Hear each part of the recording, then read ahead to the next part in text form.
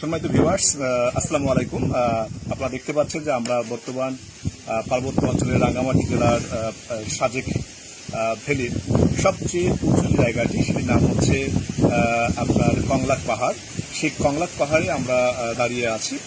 আমরা আজকে কথা বলবো কংলাক পাহাড়ের অধিবাসী, যিনি দীর্ঘদিন থেকে বসবাস করে কংলাক পাহাড়ে। আপনারা জানেন যে পর্যটন ক্ষেত্রে অনেক সম্ভাবনাময় একটি জায়গা কংলাক পাহাড়।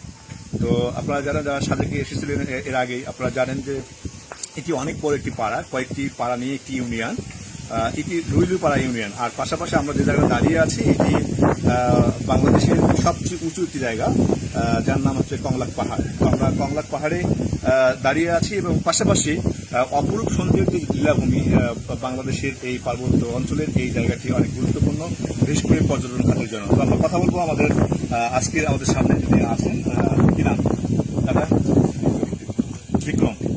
যে বিক্রম দাদা, যিনি এই কংলাক পাহাড়ের অধিবাসী। আমরা ওনার কাছ থেকে জেনে নেব এই কংলাক পাহাড়ের মূল রহস্য আর কি, এটি কত হাজার ফিট উপরে এবং পাশাপাশি দাদা একটু বলবেন।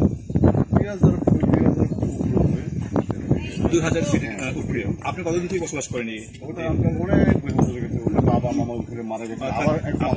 আপনার অর্থাৎ যদি বলি তিনটা জেনারেশন, আপনি আপনার বাবা এবং আপনার দাদা, অর্থাৎ তিন প্রজন্মের বসবাস দাদার, বিক্রম দাদার। তো মোটামুটি এখানে আপনার অন্যান্য ক্ষেত্রে যদি বলি যে আপনাদের যাতায়াত আমাদের শহর বলতে আপনি কোন শহর থেকে আপনারা কেনাকাটা করেন? ওই বেঙ্গালা খাগড়াছড়ি। খাগড়াছড়ি থেকে। আমাদের অর্থাৎ যে কোনো বিষয়ে কেনাকাটা করতে হলে আপনাদেরকে এই দুর্গম পথ পাড়ি দিয়ে আমাদেরকে সেই এখান থেকে প্রায় 70 কিলোমিটার দূরে, তাই না? প্রায় 70 কিলোমিটার দূরে খাগড়াছড়ি শহরে ওনাকে যেতে হয়।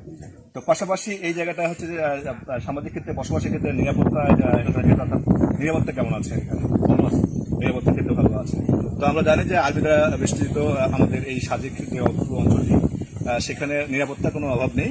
মোটামুটি এখানে কত ধরনের উপজাতি বসবাস করে? এখন প্রায় 1000 মতো। 1000-এর মতো এই গ্রামে। আচ্ছা, এখানে প্রায় 1000 মতো লোক বসবাস করে। আর পাশাপাশি এখানে কয়টা জাতি আছে? এখন 3 জাতি আছে। 3টা। ত্রিপুরা, লোসাই। আচ্ছা।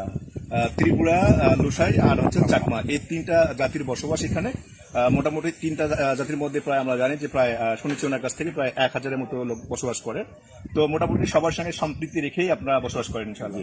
এখানে কোনো বাঙালি আছে? বাঙালি একটা আগের সময় নাই, এখন আছে। কয়েক সময় এটা তৈরি আছে যে কোনো গর্ব বললাম। আচ্ছা। তো মোটামুটি এখানে কোনো বাঙালি নেই, ম্যাক্সিমাম আছে লোসাই। অর্থাৎ পাশে আপনারা জানেন যে পাশে হচ্ছে আমাদের মিজোরাম রাজ্য এবং একদিকে হচ্ছে ত্রিপুরা রাজ্য। তো মোটামুটি যারা লোসাই জাতি যারা আছেন তারা ম্যাক্সিমামরা কিন্তু অনেকেই উঠে আসে এখানে। যারা স্থানীয় আছে, স্থানীয় পাশাপাশি যারা আপনার লোসাই জাতির মধ্যে অনেকেই ত্রিপুরা রাজ্য থেকে আসছেন, অনেকে আবার মিজোরাম থেকে আসছেন। তো মোটামুটি সবগুলো মিলিয়ে খুব চমৎকার একটি জায়গা, যে আপনাদের ঘুরে বেড়ার জন্য অনেক ভালো একটি জায়গা, যেটা আপনারা কর্মময় জীবনের যখন অবসরে থাকবেন তখন অবশ্যই পরিবার নিয়ে বেড়াতে আসবেন। ধন্যবাদ সকলকে। আসসালামু আলাইকুম।